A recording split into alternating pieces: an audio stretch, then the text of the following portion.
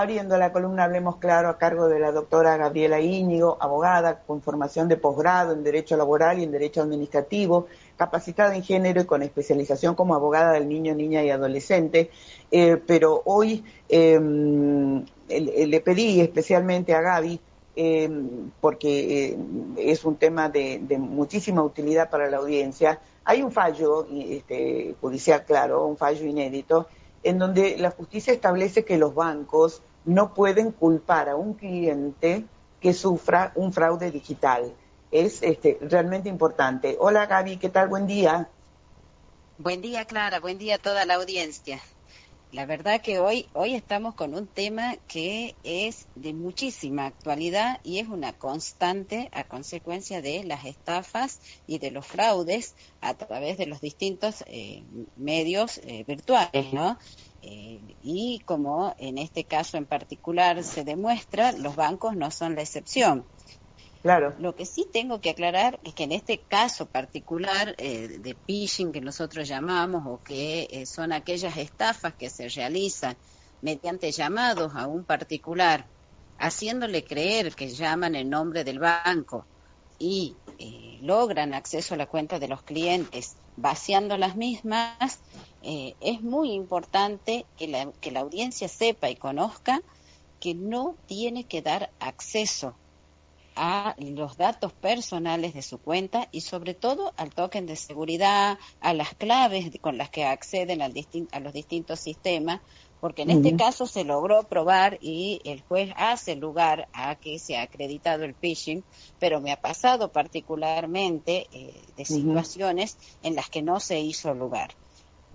¿Por qué lo pongo de manifiesto? Porque si no logramos probar los abogados que hacemos la denuncia de que el cliente con engaños ha dado la información, el juez entiende que es responsable el cliente por haber brindado información sensible.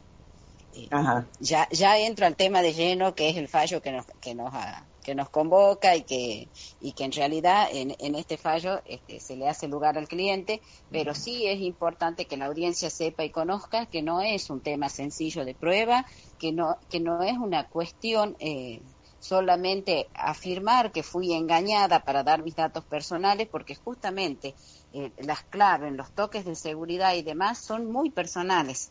Entonces, si vos brindas esa información, estás habilitando a que otra persona use esa información sensible y, obviamente, entran y roban el dinero de la cuenta, se arma, todo es increíble el sistema, cómo funciona, ¿no?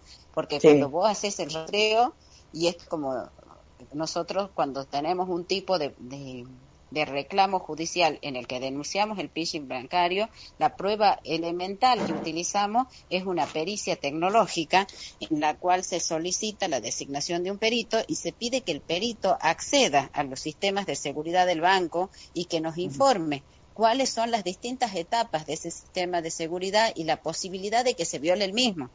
Claro. Entonces, cuando vos haces la pericia informática, vos ves que en la investigación que se hace de la operación que denuncias como phishing, no solo ingresan a la cuenta del cliente y roban lo que es el dinero que hay en la cuenta y la información sensible del cliente, porque me ha pasado que no solo les roban y acceden a la cuenta del cliente, sino que además sacan préstamos en nombre del cliente. Sí. Eso es una gran política que están utilizando ahora en hacer distinta generación de préstamos y es inmediato, así como lo generan el préstamo del home banking del cliente, que la plata se acredita en el momento por lo general, lo disparan a diversas cuentas al dinero que después no son rastreables, porque son difíciles de determinar. Sí. Ahora, me parecía interesante, digamos, este es un fallo en la provincia de Río Negro. Me parecía interesante uno de los argumentos, ¿no es cierto?, del juez, que señala que el problema no estaba en el uso de credenciales, digamos, o datos válidos, sino en la falta de reacción del sistema bancario frente a operaciones que eran claramente anómalas. Sí, bueno, es que justamente la falta de habitualidad en la operación es lo que normalmente utilizamos como defensa, o la falta de las transferencias de dinero a estas cuentas que son poco conocidas. Claro, Normalmente uno opera, si estamos en presencia de particulares, con transferencias a determinadas actividades o a compras concretas. claro, Y cuando trabajamos con empresas, las empresas también tienen un sistema de habitualidad en sus transferencias, y esto de la inmediatez con la que opera el tema de la generación de los préstamos y las transferencias de dinero, que no verifican o no chequean este tipo de operaciones. Hay bancos que sí la tienen. En este ajá, caso, el fallo concreto que estamos charlando hoy, se trató de un cliente que recibió un correo electrónico. Cuando el cliente ingresó a su correo electrónico, lo direccionó a su cuenta y ahí realizaron todas las maniobras para vaciarle la cuenta. sí, Y fue inmediato.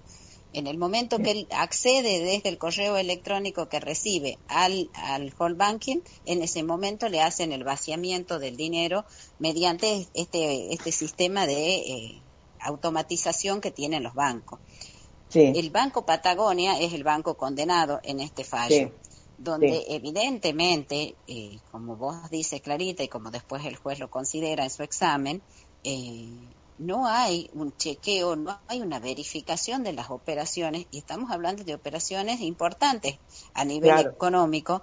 Entonces, eso es lo que el juez de alguna manera meritúa a la hora de hacer su sentencia. En este caso estamos hablando de un correo electrónico que ha logrado que el cliente acceda a su cuenta. No es lo mismo que cuando nosotros recibimos un llamado telefónico, que esto es una estafa muy habitual también en materia bancaria y en materia de tarjetas de crédito, que vos Sí, recibes un llamado telefónico en nombre o en representación de la entidad bancaria o de la financiera con la que actúan las tarjetas de crédito, y te acceden a la cuenta bancaria o te piden información de tu cuenta. En sí, todos los supuestos hay una responsabilidad objetiva del banco, porque el banco debe y tiene que contar con un sistema de seguridad donde no se le viole los derechos de los consumidores. claro. Entonces, esta es la situación concreta a la que normalmente no podemos hacer el traslado de la culpa al usuario. Y en este fallo en particular consolida eso, ¿no? Porque es clave dentro de lo que es el sistema de la jurisprudencia argentina, en lo que es trasladar la culpa al usuario. Porque vos has dado la información, vos sos el responsable. No, Claro. acá el fallo hace una inversión de esta teoría, ¿sí? Ujú, Y le ujú, dice que es la entidad financiera quien es la responsable de haber generado de alguna forma un sistema inseguro donde se le permite el acceso a los datos a los delincuentes, porque no dejan de claro, ser claro, son estafadores o delincuentes. delincuentes quienes actúan de esta manera. Sí, Y usa mucho lo que nosotros llamamos la teoría del riesgo creado. Así como ajá, hablamos del riesgo de la cosa en los accidentes de tránsito, ¿sí? sí, Porque vos usás un vehículo que es riesgoso, podés generar un daño.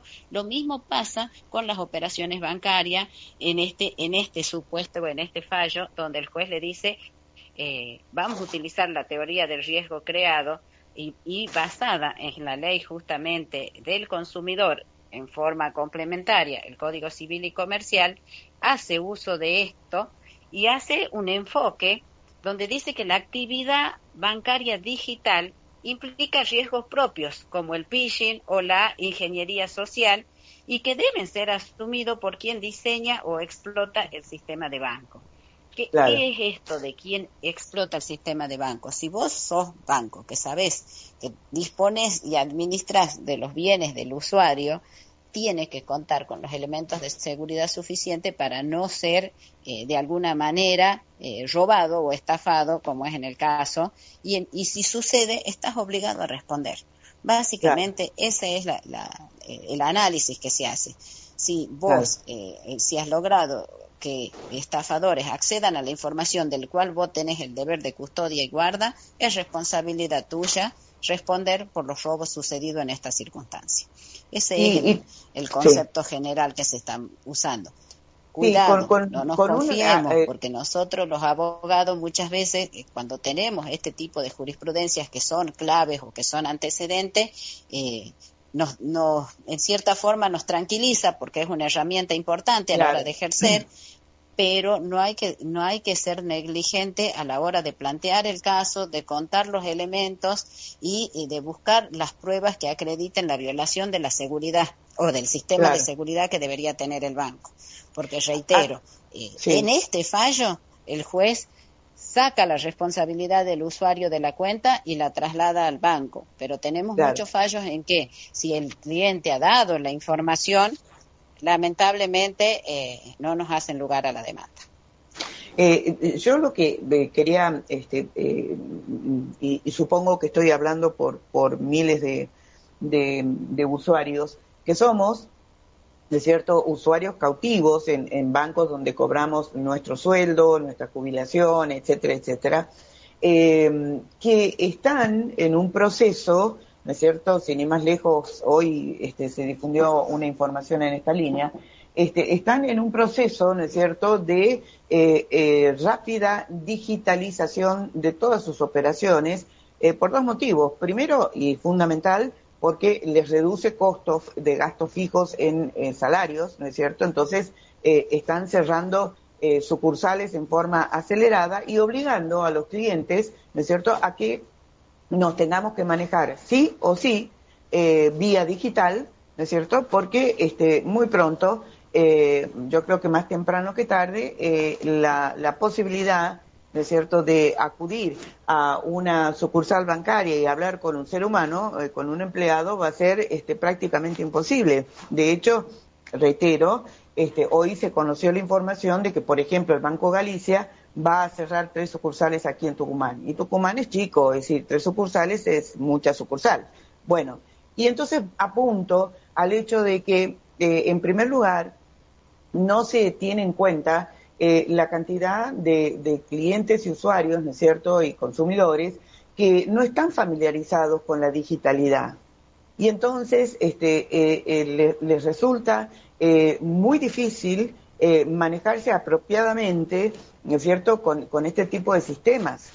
Están apuntando a una población de grupos etarios más jóvenes, ¿no es cierto?, que bueno, que se manejan con fluidez en este ámbito, no así con toda la generación, te diría yo, de 50 para arriba, ¿no es cierto?, que bueno, se ven compelidos, sin elección posible, ¿no es cierto?, a hacer uso de estos sistemas, y entonces por eso también se facilita, ¿no es cierto?, este tipo de estafas.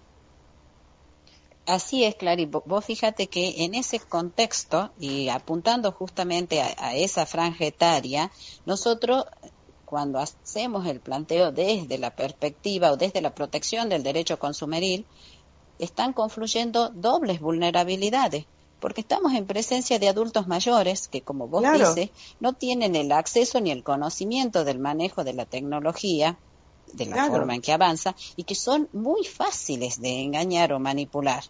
Claro. Es muy fácil, porque encima te debe haber pasado si vos fuiste al banco, que tenemos abuelos que al día de hoy no saben utilizar el cajero y piden ayuda para hacerlo, y siempre hay alguna persona dispuesta a estafar al jubilado, al más débil, al más vulnerable. Todas estas situaciones, cuando se hace el planteo, hay que ponerlas de manifiesto en la demanda para que el juez la considere, porque existen las personas mayores. Y esto nos pasa mucho con lo que es tarjetas de crédito y financieras, donde los llaman a los abuelos y de alguna manera los seducen o los engañan y los hacen pagar seguros que no existen, les dicen que han contratado seguros cuando no lo hicieron.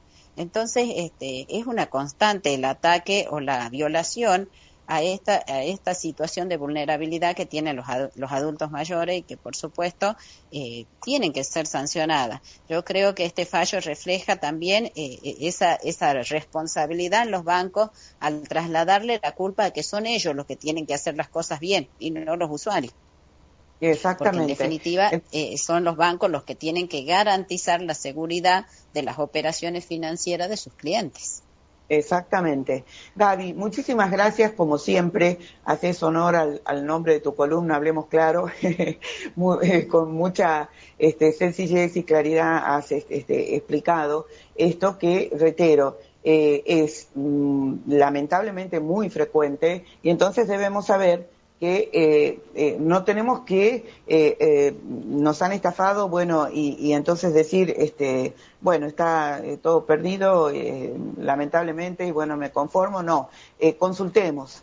Creo que esa es un poco la exhortación desde acá, y en ese sentido te pido que nos recuerdes tu número de teléfono, tu dirección, para gente, ¿no es cierto?, que ojalá no, pero que necesite asesoramiento.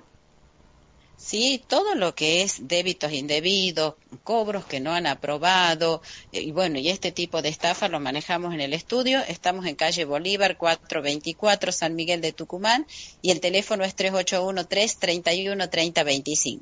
Me mandan un Per- mensajito y lo resolvemos. Perfecto, Gaby. Un abrazo enorme y muchísimas gracias, ¿eh? Buenos días. Buenos días. Bueno, hemos estado conversando en la columna Hablemos Claro con la doctora Gabriela Íñigo.